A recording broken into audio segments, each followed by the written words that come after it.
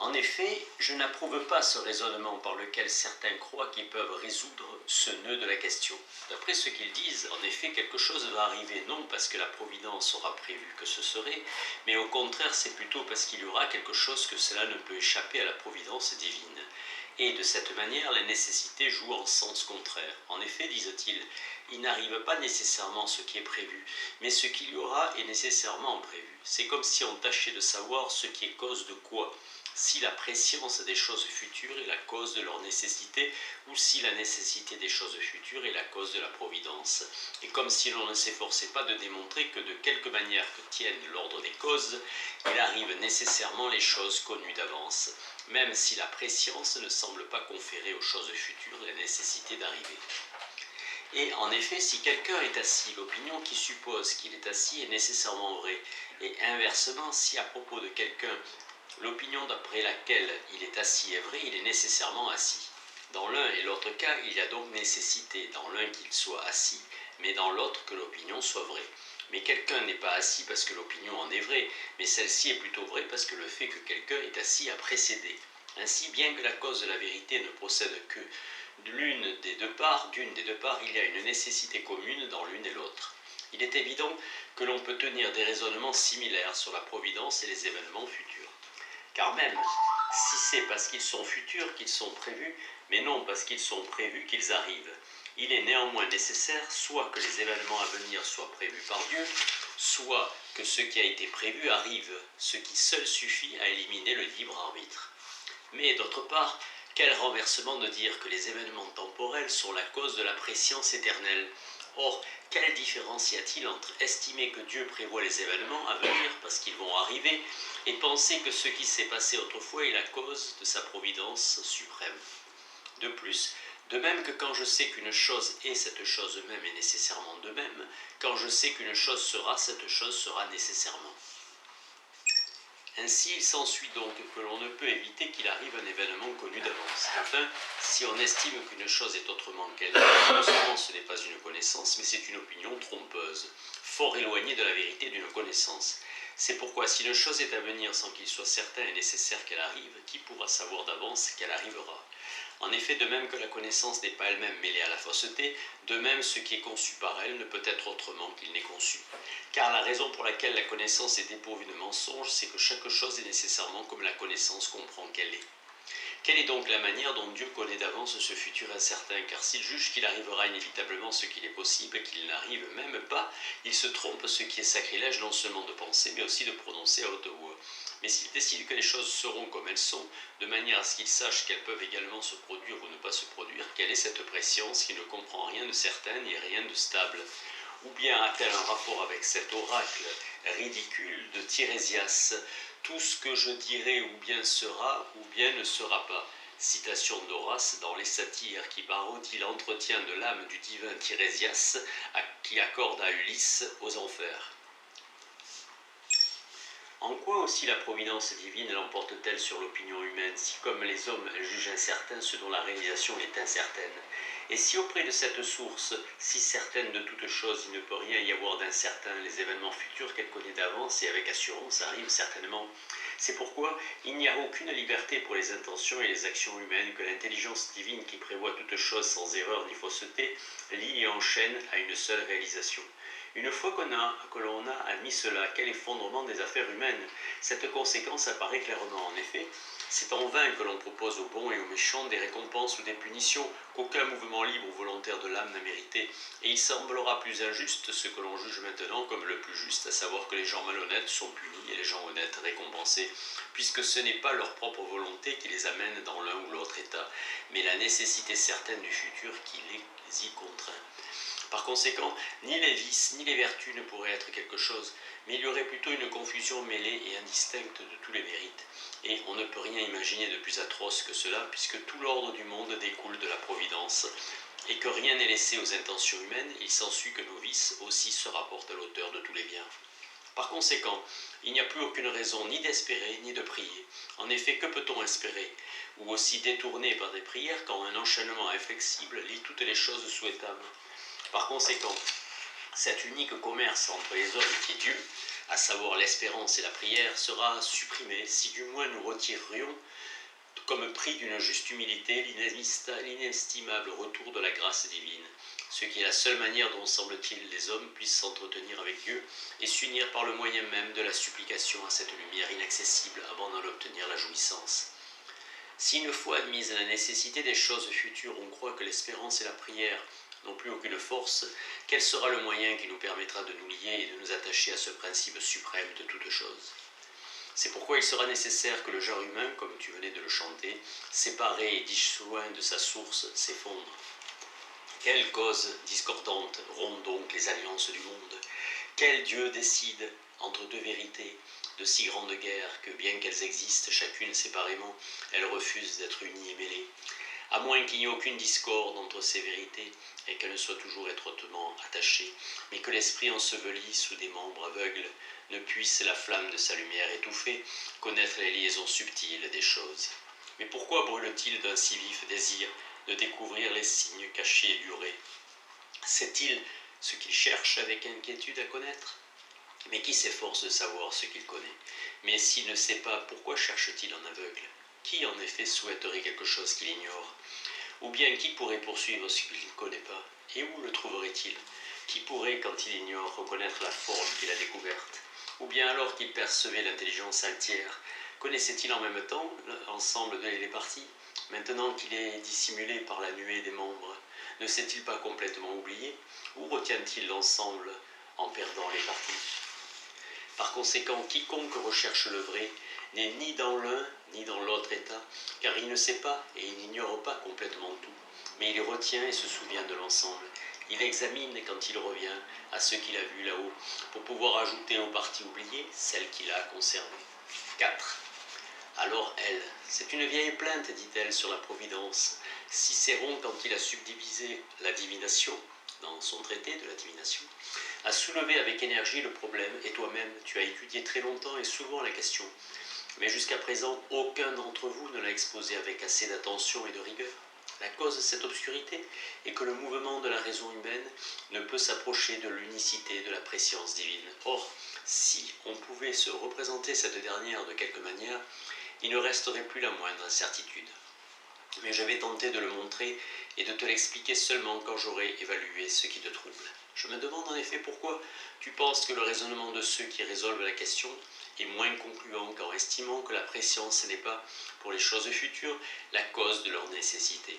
Ils pensent que le libre arbitre n'est nullement entravé par la préscience. En effet, est-ce que tu tires la preuve de la nécessité des choses futures d'ailleurs que du fait que ce que l'on connaît d'avance ne peut pas ne pas arriver?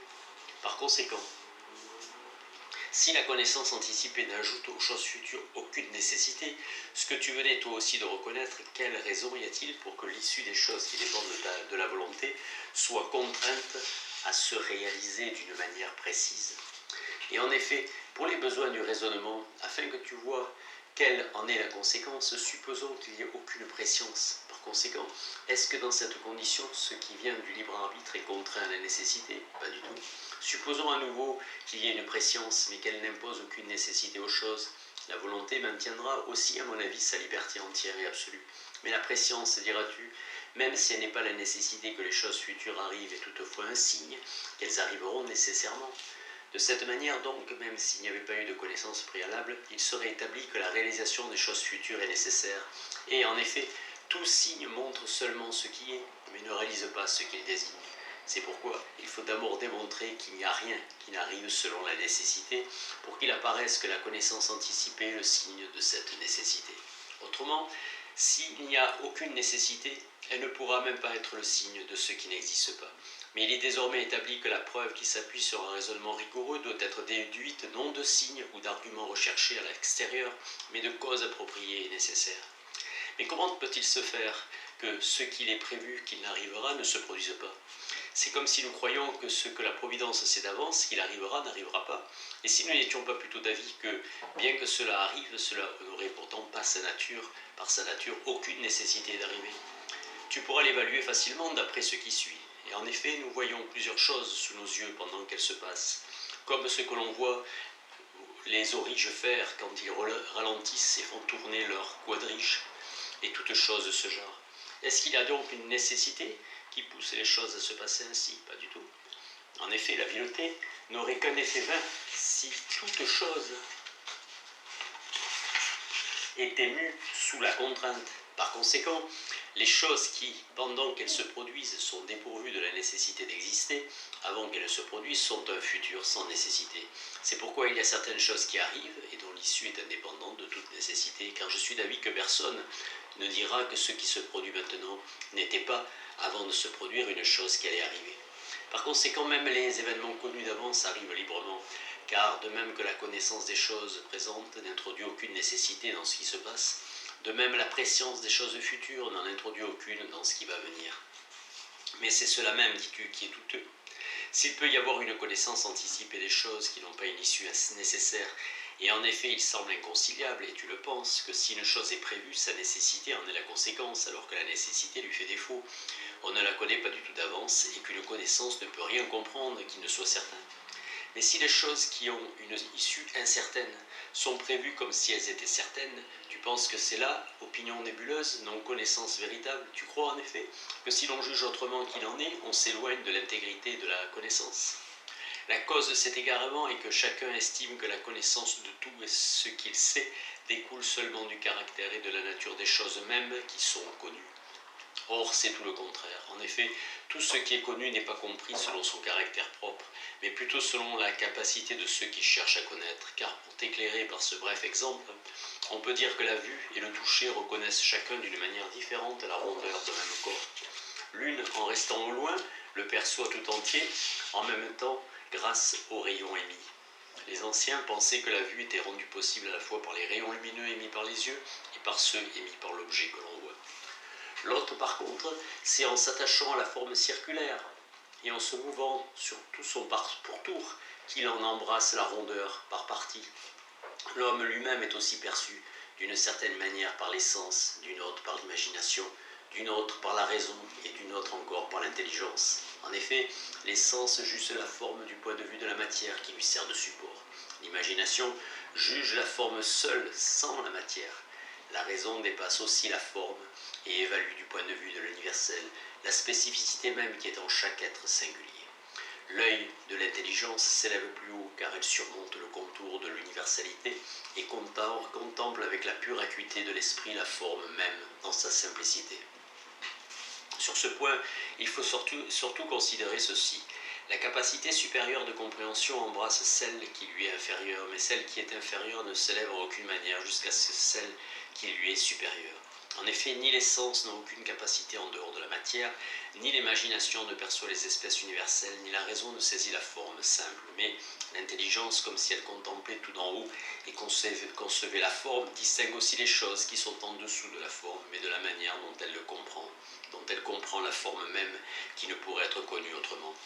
Car elle connaît tout à la fois l'universel de la raison, la forme de l'imagination et la matière des sens, sans user ni de la raison, ni de l'imagination, ni des sens, et en prévoyant toute chose d'un seul coup de l'esprit, et pour ainsi dire formellement. La raison aussi, quand elle perçoit un universel, comprend l'imaginable et le sensible, sans user de l'imagination ni des sens. En effet, c'est elle qui a défini l'universel et sa conception comme suit. L'homme est un animal bipède, rationnel. Or, puisque cette notion est universelle, nul n'ignore qu'il y a une réalité imaginable et sensible que la raison considère non seulement l'imagination ou les sens, mais dans une conception rationnelle. L'imagination aussi, même si elle a commencé à voir et à former des figures à partir des sens, parcourt du regard toutes les choses sensibles en l'absence des sens avec une manière de juger non pas sensible mais imaginative. Vois-tu donc que dans la connaissance, tous les modes usent de leur propre capacité plutôt que des propriétés de ce qui est connu, et ce à bon droit, car puisque tout jugement est l'acte de celui qui juge, il est nécessaire que chacun accomplisse sa tâche, non à partir du pouvoir d'autrui, mais à partir du sien propre.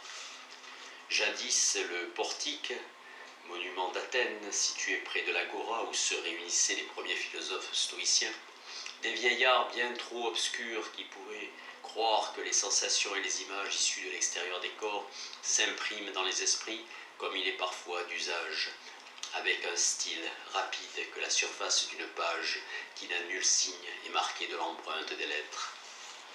Mais si fort de ses propres mouvements, l'esprit n'a aucun déploiement, mais subit seulement passivement les empreintes des corps auxquels il est livré, et comme un miroir renvoie les vaines images des choses, d'où vient ainsi dans les âmes la vigueur de la connaissance qui discerne toutes choses. Ou bien, quelle force perçoit chaque chose en particulier, laquelle divise ce qui est connu, laquelle rassemble ce qui est divisé, et parcourant un chemin alterné, tantôt atteint de la tête des sommets, tantôt se retire tout en bas, puis se ramène sur elle-même et réfute le faux par le vrai. C'est une cause plus efficiente, de loin plus puissante, que celle qui subit seulement les marques imprimées de la matière. La sensation dans le corps vivant précède toutefois en éveillant et en mouvant les forces de l'âme, quand la lumière frappe les yeux ou quand la voix résonne aux oreilles. Alors la vigueur de l'esprit réveillé, appelant à des mouvements semblables, les espèces qu'il garde au-dedans de lui, les applique aux marques extérieures et mêle ces images aux formes qu'il renferme à l'intérieur de lui.